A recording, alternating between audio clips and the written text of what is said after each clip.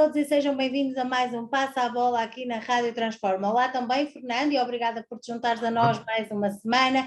E vocês já sabem, se ainda não fizeram, não continuem a ver este episódio sem subscreverem antes o nosso canal, sem deixarem também o vosso like e sem nos seguirem lá nas páginas de Facebook e de Instagram em Passa a Bola Rádio Transforma.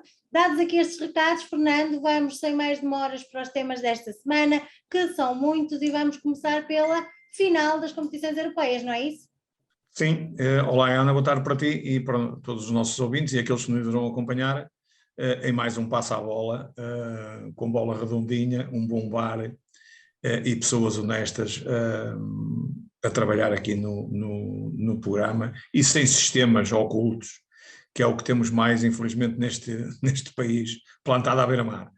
Portanto, vamos começar pela final da Europa League, em que os finalistas foi o Eintracht Frankfurt, uma equipa alemã que ficou em 11º lugar no campeonato alemão, que já terminou, a 35 pontos do campeão Bayern de Munique, e o Rangers com 89 pontos, a 4 pontos do campeão, o Celtic. Este é um campeonato com menos equipas, a duas voltas. Devia ser aqui também em Portugal, que somos mais ou menos parecidos, e era um campeonato mais competitivo, mas aqui as pessoas não estão interessadas em campeonatos mais competitivos, estão interessadas em outras coisas, infelizmente, que temos falado aqui ao longo dos programas e vamos continuar a debater esses assuntos. O filho do Domingos Paciência é um dos jogadores do Eintracht Frankfurt, foi campeão sem jogar, infelizmente, pronto, não calhou, vai para a próxima, mas no entanto fica com o título na mesma. Foi um jogo fraco entre as duas equipas tecnicamente, não são os mais fortes. O Braga podia estar perfeitamente no lugar deste Rangers, porque não foi inferior no cômputo dos dois jogos, num sim, no outro não. Não resolveu a situação, pronto, e o Rangers foi à final, podia ter ganho, marcou primeiro, depois o Eintracht empatou e depois foram ao prolongamento e a penaltis, e nos penaltis ganhou o Eintracht Frankfurt por 5-4, num falhanço de um jogador do Eintracht, e portanto levam o troféu para a Alemanha. Não há assim mais nada de especial a dizer. Relativamente ao estádio, que foi em Sevilha, com 42 mil lugares, os adeptos eram 150 mil, a maioria deles ficaram a beber cerveja cá fora, provavelmente não tiveram lugar no estádio, enchiam 3 vezes o estádio à vontade, né? E ainda sobravam alguns suplentes, portanto devem ter estado cá fora acompanhar o play-off da promoção. Exatamente, é hora de fecharmos contas e percebermos quem fica e quem desce. Exatamente, ainda não estou totalmente fechadas, foi a primeira mão da promoção, despromoção, o play-off da primeira e segunda liga, ou seja, quem fica na primeira e quem vai para a segunda, e entre os Chaves e o Moreirense. O Chaves ganhou 2-0 ao Moreirense, era uma equipa, o Moreirense de primeira, jogou pouco, o Chaves jogou melhor, foi mais eficiente, ganhou 2-0. Vai ser tremendamente difícil ao Moreirense dar a volta a esta situação, porque eu acho que o Chaves não é que tenha melhor equipa que o Moreirense, mas o Moreirense está psicologicamente afetado e não sofreu grandes melhorias. Lá cá está a questão da despedida dos treinadores, com a entrada do Sapinto. Pelo contrário, o Moreirense ainda se afundou mais, portanto não havia necessidade nenhuma de terem feito uma chicotada psicológica ao seu treinador anterior, e o Moreirense pôs-se a jeito e dificilmente irá dar a volta a este resultado. Atenção que aqui um golo fora valia por 2, o Moreirense tivesse marcado um golo com 1-0 depois em casa, passaria à eliminatória. É a última vez que ainda vale um golo fora por 2, do género da Champions League e da Europa League, que mudaram as regras, portanto agora os golos fora não valem nada, ou não valem por 2, em caso de empate. Para o ano já teremos esta regra normalizada em todos os campeonatos, e portanto o Moreirense muito dificilmente irá dar a volta. Espero que o Chaves passe para a primeira divisão, que já cá esteve uns anos também, é uma boa equipa, Trás-os-Montes merece, e o Moreirense, por águas passadas, tem aqui algumas situações de corrupção que ainda não foram bem julgadas. Se calhar o Nosso Senhor, conforme fez ao Belenenses Sade, vai colocá-los na segunda divisão. O ano passado também o Rio Ave Este aqui diferente, porque o Ave não tem problemas de corrupção, e é um clube interessante na primeira divisão, tinha melhor equipa, perdeu os 2 jogos com o Arouca, conforme a gente decorreu, e o Arouca subiu à primeira divisão e manteve-se este ano outra vez. Portanto, vamos ver, vai ser tremendamente difícil dar a volta aos Chaves. É uma equipa abnegada, bem trabalhada, corre de princípio a fim, e portanto vão arregaçar as mangas e vão dar tudo por tudo para tentarem a subida à primeira divisão, e merecem, diga-se de passagem. O Moreirense é castigado, e o seu presidente ainda mais, porque é um presidente também à moda antiga e merece também levar umas catanadas, como se costuma dizer, a ver se põe fino e se deixa de algumas deambulações e alguns truques de casos catedráticos da praça. Pronto. Isto, e são as contas que estão fechadas para já, e vamos ver o que é que ainda vai acontecer na segunda mão, não é assim, Fernando? Sim. Entretanto, contas feitas também estão as da taça, não é? Sim, a Taça do Porto. Ao Porto. Exatamente, é uma dobradinha para o Futebol do Porto. Aliás, eu tinha dito aqui tínhamos dito aqui no programa anterior que era uma derrota duplamente difícil para o Tondela, não é? Que não cumpriu os objetivos. Eu tinha dito aqui, e não falhei 1 centímetro, que isto ia ser um passeio mais ou menos para o Futebol do Porto, e assim foi, porque o Tondela apresentou-se com um esquema muito defensivo, ultra defensivo, fez um remate aos 60, 70 minutos da primeira parte, portanto foi jogar na retranca, à espera de um falhanço do Futebol do Porto. Há treinadores portugueses que ainda estragam mais o campeonato, embora estejam a treinar equipas mais fracas, eu acho que podem fazer mais qualquer coisa. Gostei muito de um treinador estrangeiro, nomeadamente brasileiro, chamado Paulo Autuori, que veio para cá e disse que ia jogar ao ataque, independentemente de perder os jogos, mas como era para 3 pontos, preferia ganhar 3 pontos do que somar 1. Foi um grande treinador, fez um grande campeonato nacional nessa altura, salvo erro, ficou em 5º lugar, com várias vitórias, porque jogava para ganhar, mesmo contra os grandes, ou fosse contra quem fosse, sem medo, olhos nos olhos, e jogava para os 3 pontos. Aqui não, o Tondela aqui já vinha animicamente com problemas por ter descido de divisão, como é natural, e ainda fez uma retrancada aqui, em que praticamente o Porto, com 75% de posse de bola, ou 74%, 13 remates à baliza, 3 concretizados, 7 cantos, o Tondela rematou uma vez e fez um golo, e fez outro remate à trave aos 74 minutos. De realçar aqui, mais uma vez, o VAR, contrariamente a todos os analistas que eu ouvi, e comentadores, e incluindo aqui os árbitros, não tenho a mesma opinião do primeiro o penalti assinalado contra o Tondela, em que o Taremi está fora de jogo, e podem considerar aquilo que eles quiserem, mas nós temos que ter as regras iguais para todos. E eu vi aqui N jogos no campeonato da Primeira Liga em que a bola, quando ia para um jogador que estava deslocado, e esse jogador se faz ao lance, é assinalado fora de jogo. Depois, se o jogador se faz ao lance e desiste da jogada, é outra coisa, mas ao fazer-se ao lance está a fazer uma tentativa, não é, de conseguir fazer alguma coisa com a bola, marcar um golo, jogar de cabeça, ou qualquer coisa do género. Foi o que o Taremi fez. Não chegou lá. Certo que o defesa central do Tondela mete a mão à bola, mas devia ter sido marcado fora de jogo, porque o Taremi fez só o lance. Não quero com isto dizer que o Porto não mereceu ganhar o jogo, não, pelo contrário, o Porto podia ter ganho por 5 ou 6. O Porto aos 8 minutos tem um penalti muito mais claro do que este para mim não é penalti, em que o árbitro não marca, que é um empurrão, e portanto aos 8 minutos o Porto sofria logo, ou o Tondela era logo penalizado com um penalti pelo mesmo jogador.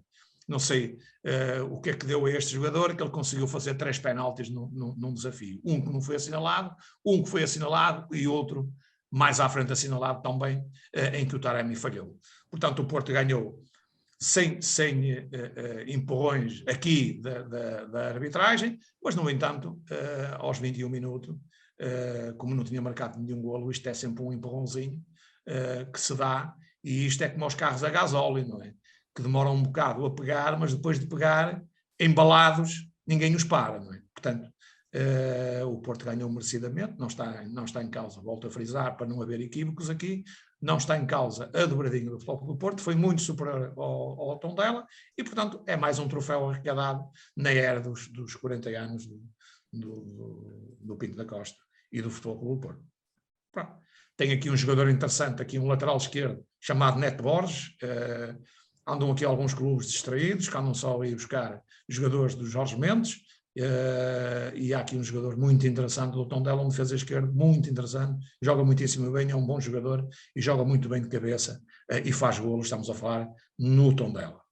Portanto, com este resultado, claro que era aquilo que tínhamos dito, o Braga fica no grupo, portanto, da Europa League, e o Guimarães disputa menos um jogo na play-off para a Europa Conference League. Portanto, o Guimarães e o Braga esfregaram as mãos de contentes com a vitória do Futebol Clube do Porto. O contrário, teria saído o Guimarães da Liga Conferência e o Braga teria ido à pré-eliminatória.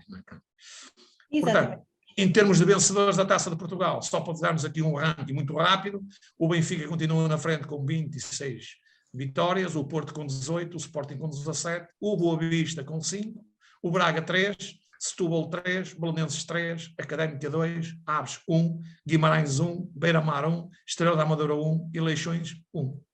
Portanto, são estes os recordistas da Taça de Portugal. Certo, Fernando, e as últimas semanas têm sido feitas de finais, não é isso? E portanto, sim, vamos ter mais algumas.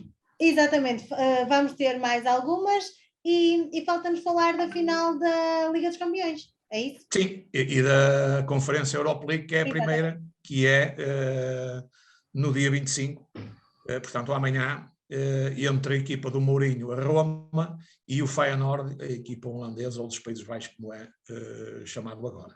Acredito que aqui o Mourinho leva uma certa vantagem, até pelo estilo de jogo do Mourinho. O Mourinho vai atacar muito, vai atacar pela série. Tem uma equipa superior a este Feyenoord. O Feyenoord é uma equipa que joga de maneira diferente, joga ao ataque, sem medo, mas acredito que o Mourinho vai conseguir aqui o troféu que ainda lhe falta na galeria dos troféus lá em casa ou no museu, onde ele coloca os troféus. Vamos ver, era bom para Portugal também e para o próprio Mourinho, porque tem andado muito mal nestes últimos anos, decresceu bastante a sua categoria, a sua performance nas equipas que orientou. Isto era bom para o Mourinho levantar outra vez a moral para ele. Ele não precisa disto, não é? O ego dele é muito alto também, diferente do ego do outro senhor, que nem vale a pena falar o nome, porque isso é dar valor a que ele não o tem, e portanto vamos ver, acredito que a Roma irá ganhar este jogo. Depois teremos a final da Champions League no sábado, entre o Liverpool e o Real Madrid. Cá está, mais um jogo que vai ser, acredito que irá ser um bom jogo, não digo taco a taco, porque o Real Madrid não tem equipa para jogar taco a taco com o Liverpool neste momento, tem um treinador italiano que não joga tão ofensivamente como joga o Liverpool. O Liverpool tem a melhor equipa, é uma das melhores equipas do mundo, a par do Manchester City, perdeu agora o campeonato por um ponto, esteve a ganhar, o Manchester City esteve a perder e depois deu a volta, senão o Liverpool era campeão, portanto o Manchester City na Premier League é bicampeão inglês. O Liverpool também merecia, tem uma grande equipa, um bom treinador e acredito que irá ser uma coisa. Temos que atender aqui, é a manhosice do Real Madrid. O Real Madrid tem muita manha, tem muito traquejo nestas finais e não só, e portanto tenho uma palavra a dizer aqui, estamos a falar aqui de 60%, 40% na minha ótica em termos de favoritos, né?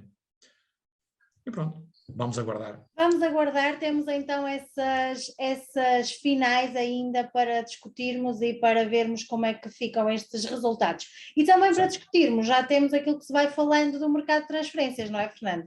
Sim, relativamente ao mercado de transferências, vamos deixar isto mais pormenorizadamente para a próxima semana, uma vez que já não há provas europeias, nem campeonatos, o fim dos campeonatos, etc. E vamos fazer uma entrada exaustiva no mercado de transferências, até porque já vai haver mais algumas transferências das que há até ao momento, que são poucas. Vamos falar aqui mais sobre este assunto e sobre a tática das equipas, os novos treinadores, etc, etc. De momento, o único que temos a confirmar, o Porto para já, entradas e saídas é 0, O Sporting tem 2 saídas para já confirmadas, o Sarabia, que estava emprestado pelo Paris Saint-Germain, e o Feddal em fim de contrato, e o Sporting não vai renovar o contrato do defesa central, Maluquino. Tem uma entrada ao Sporting, que é o Jeremiah, do San Justo do Mainz, da Alemanha, um defesa central que joga com o pé direito, era o que o Sporting precisava, porque os outros são esquerdinos. É uma aposta do Rubem Amorim, e o Rubem Amorim costuma escolher bem.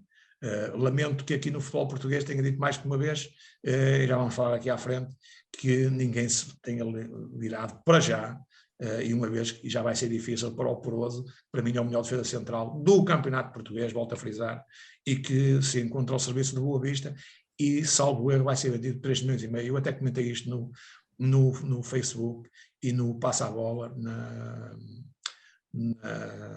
já tenho muitos comentários lá sobre o assunto, antes de fazer este programa, mas vou falar nisto para a semana. Entretanto, o Benfica, segundo os dados, para o Rui Costa, o presidente do Benfica, parece que chegou o Messias ao Benfica. Cuidado com esta coisa de que agora é que vai ser, e tenho muita fé. Ele já dizia isto quando foi eleito presidente. Tenho fé, agora o Benfica vai para a frente. O certo é que o Benfica, desde essa data da eleição do Rui Costa, não fez nada de melhor do que estava a fazer anteriormente com o Luís Filipe Vieira.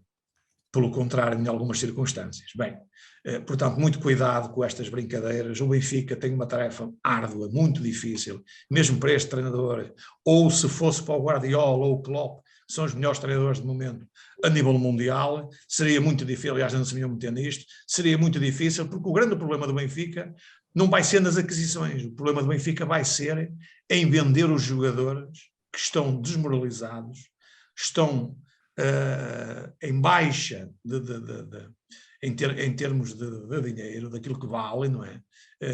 Portanto, vão ser vendidos por tudo e meia, vai ter grandes dificuldades o Benfica em desfazer-se deles, são muitos, há uma quantidade grande de jogadores, estão sob contrato, e este é que é o grande problema do Benfica. E eu, de momento, vejo o Benfica a trabalhar a passo de tartaruga, para não dizer o caracol que é mais pequeno que a tartaruga, não é? É isso que eu vejo no Benfica. E neste momento no Benfica temos um Musa já adquirido por 5 milhões ao Boa Vista. Foi uma indicação aqui do Passa a Bola, feita por mim já há uns meses largos, vá lá que foram buscar este, tinha lá outros, eu depois vou falar para a semana mais especificamente e com comparações, não é? Para os benfiquistas entenderem, e os adeptos do desporto, do futebol em geral.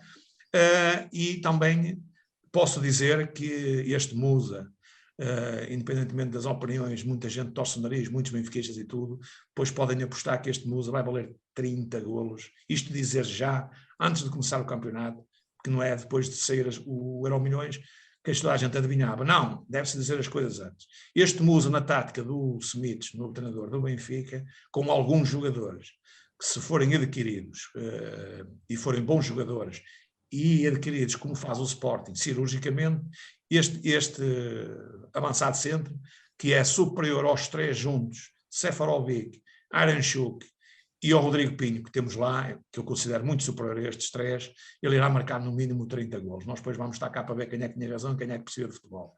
Já tinha dito isto aqui há uns anos, aqui no há uns anos não era no Passa a Bola, tinha outro nome, sobre o Rafael Leão, que hoje todos o idolatram, quando eu tinha dito aqui que o Rafael Leão ia ser um dos maiores jogadores portugueses de todos os tempos. Um Ronaldo, vá lá, de maneira um bocado diferente, mas que ia ser um grande jogador e que o Sporting perdeu, bem, por causa daquela invasão em Alcochete, mal. Vai receber agora 20 milhões, mas é muito pouco para um jogador desta categoria. Hoje já dão todos os valores. Isto é como quando sai o Euromilhões, toda a gente sabe os números. É preciso adivinhar antes e ter olho para estes jogadores. Portanto, o Musa é uma aposta que eu fiz aqui, continuo a apostar e vamos ver quem é que tinha razão. Relativamente a outras saídas, tem o Boa Vista, tem lá, saiu a saída do Musa, vai fazer muita falta ao Boa Vista, como é normal, por 5 milhões para o Benfica, ele valia 3,5 milhões para os sérvios, que era o clube deles. E o Poroso, para o Troyes de França, segundo se fala, ainda não está assinado a 100%, 3,5 milhões. É outro jogador que é inacreditável como é que os 3 grandes, eu, o Amorim, até tenho as minhas dúvidas, que ele esteja desatento relativamente a isto. Há qualquer coisa que não sei, gostava de falar com ele, pessoalmente para lhe perguntar o que é que ele acha, e o Sporting precisa de um defesa central rápido, alto, bom tecnicamente, joga bem de cabeça, ninguém o ultrapassa, porque ele é um ponto de socorro, com grande velocidade, vai à altura que tem, um grande cabedal, é um armário, é um melhor jogador, melhor defesa central do futebol português. Como é que não o vão buscar? Não consigo perceber isto. Ou aos empresários, ou alguém nos indica mal. Gostava de falar com estas pessoas, assim mais pessoalmente, para saber qual é a ideia deles. A minha era esta. O Poroso era para o Benfica, por tudo em meia, cá está, aos 3 meses e meio, isto é, uns trocos, como se costuma dizer, não é? Ao fim e ao cabo vamos buscar um ao Brasil, que já está mais ou menos apalavrado, para gastarmos mais 15 ou 16 milhões, ou de Cebolinha, ou outro indivíduo, que não vem para cá fazer nada, e que não é melhor do que este. Mas nós para a semana vamos falar mais especificamente sobre estes assuntos. E, portanto, os restantes clubes que estão na primeira divisão, para já, ainda não há entradas e saídas em muito definitivo. Portanto, para a semana é que vamos falar. Já teremos mais novidades e exatamente. Já vais trazer aqui também a tua opinião sobre essas mudanças que acontecem sempre. E agora, como é habitual, Fernando, vamos saber para quem vai o recado da semana. Ora bem, o recado desta semana, como não podia deixar de ser, vai para os mais fracos da Liga Portuguesa. E quem são os mais fracos da Liga Portuguesa? É a APAV, como toda a gente chega a essa conclusão. E, mais uma vez, não veio esta conclusão não só pelos portugueses, como pela própria UEFA e FIFA, em que não convocou nenhum árbitro do Campeonato Português para o Mundial do Qatar, quando lá estão 6 mulheres e 26 clubes da Zâmbia, do Zimbábue, do Brasil, da Lituânia, da Eslovénia, etc. Todos esses árbitros não podem ser melhores do que estes árbitros portugueses. E não são de certeza. O grande problema aqui é que a FIFA também tem alguém sopra aos ouvidos do que se passa aqui no Campeonato Português, como é normal. E aqui no Campeonato Português, enquanto tivermos alguns indivíduos que não estão interessados em criar um campeonato competitivo, isto a nível da Liga, da Federação, estão interessados em competir por fora das 4 linhas. E aqui valem-se de tudo, e depois os campeonatos aqui, independentemente de ganhar o B, ou o C ou o D, cada vez estamos piores. Introduzimos o VAR a ver se modificámos isto, mas o problema não é esse. É que dar um Ferrari a quem sabe conduzir só Fiat, ele estampa-se logo na primeira curva. Nós temos que criar um comitê de árbitros fora da arbitragem, em que saibam trabalhar com as novas tecnologias, nomeadamente o VAR, e não o árbitro que dentro do campo erra muitas das vezes por desconhecimento, outras por falta de categoria, e outras a gente sabe porquê, que não vale a pena estar aqui a bater mais no ceguinho. Toda a gente sabe como é que está implementado aqui o sistema em Portugal, e isso é que é preciso acabar. Portanto, esta equipa da APAF é que devia descer de divisão, e da Federação Portuguesa de Futebol também é que devia descer de divisão, mas, mais uma vez, tem este tempo todo agora no defesa para fazer uma reflexão. Acredito que irá continuar tudo na mesma, porque eles aqui estão interessados é que isto continue para bingo, como se costuma dizer. Portanto, o recado desta semana é um recado até engraçado, que eu arranjei aqui uma frase engraçada, toda a gente vai gostar, e eu digo o seguinte: sabem o porquê de nenhum árbitro português ir ao Mundial? É que eles lá cortam as mãos aos ladrões. Fica aqui registada a tua frase da semana, Fernando, e agora, como habitualmente, vamos terminar com as apostas da semana. Certo. Portanto, as apostas da semana. Temos a Primeira Liga, o jogo de promoção e despromoção entre o Moreirense e o Desportivo de Chaves, o resto é uma Segunda Liga, o Brasileirão, um campeonato dinamarquês, e o Super 14 é a Liga dos Campeões. A semana passada já elevámos a fasquia para os 9 outra vez, portanto acertámos 9, não foi mal, atendendo aos jogos que eram difíceis, e portanto vamos lá começar então por ti, Ana, para a nossa aposta desta semana. Moreirense, Desportivo de Chaves. 1. Depois temos Sporting da Covilhã, Alverca, isto é outro play-off também para a descida da segunda para a terceira divisão e da subida da terceira para a segunda. O Covilhã foi empatar e, portanto, acredito que o Covilhã irá ganhar em casa. 1. Para o Brasileirão, Fluminense, Flamengo. 2. 2. Depois temos o Corinthians com o América Mineiro, 1. Santos, Palmeiras, 1. 2 treinadores portugueses, um no Santos e outro no Palmeiras, portanto 1. Goiás, Bragantino, 1. São Paulo, Ceará, 1. Enganei-me, era no Botafogo e não no Santos. O Luís Castro está não está no Santos a treinar. Depois temos Fortaleza, Juventude, portanto para mim, não é? Ora, 1. Aachen, Sirius, isto é dinamarquês, Dinamarca, 2. Degerfors, Malmo, Suécia agora, 2, conheço. De Djurgårdens, Varbergs, Futebol Clube, X. Norrboking, Elfsborg, 2. Helsingborgs, AEK de Estocolmo, 2. E para acabar, o Super 14, Liverpool, Real Madrid para a Liga dos Campeões. Vou apostar aqui no Liverpool. E pronto.